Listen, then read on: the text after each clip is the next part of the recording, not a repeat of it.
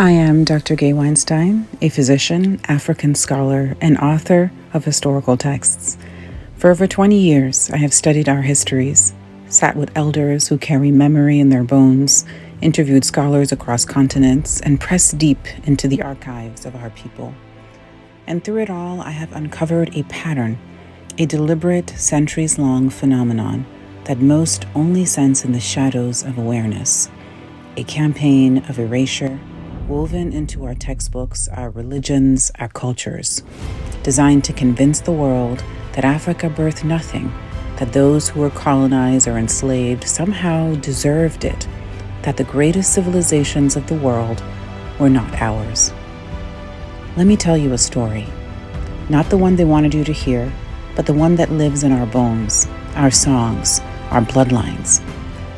This series is about breaking the silence, about restoring what was hidden, about remembering the stories of humanity as they truly are.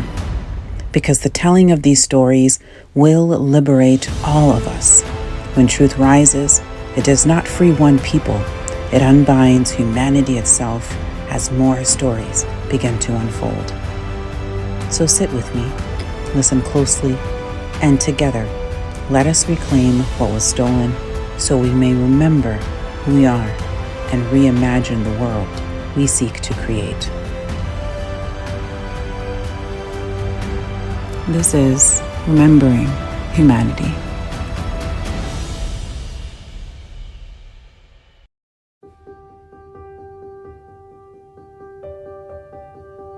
The story of Black America is often told as one of slavery and struggle. But there is another story, buried beneath silence, a story of builders, visionaries, and innovators who created thriving towns, advanced agriculture, and systems of knowledge that shaped a nation. These were the hidden cities of Black America. In 1825, landowners in New York built a community called Seneca Village.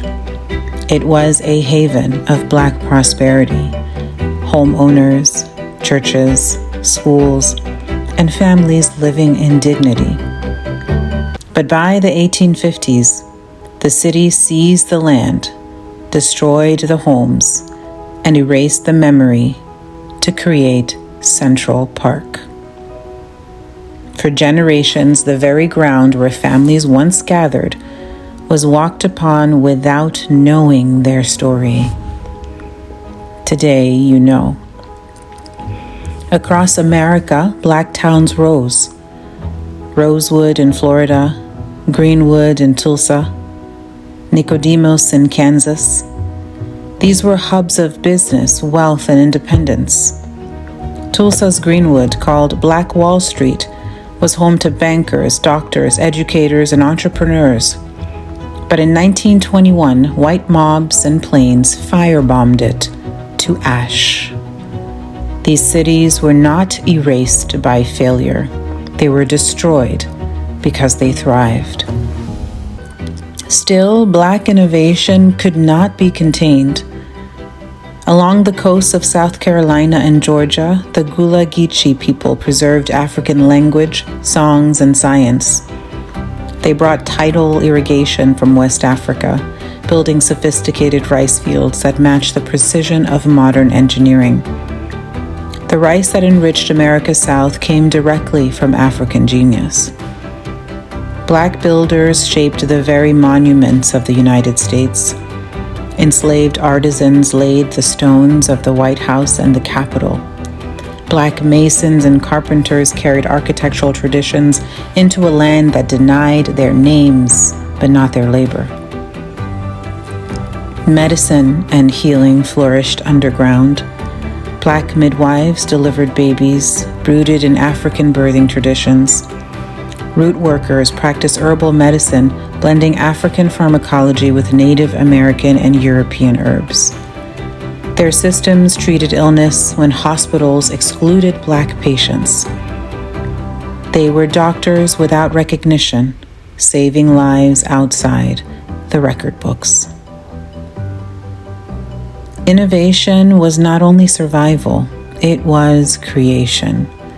Inventors like Garrett Morgan, who developed the traffic signal and gas mask, and Benjamin Banneker, who helped design Washington, D.C., carried forward a legacy of Black brilliance. Many others never received credit, their patents stolen or suppressed. The hidden cities and builders of Black America remind us African genius did not vanish in slavery. It rose again in towns, farms, inventions, and healing practices that continue to shape America. Their memory lives not only in ruins and records, but in the rhythm of survival and the refusal to forget.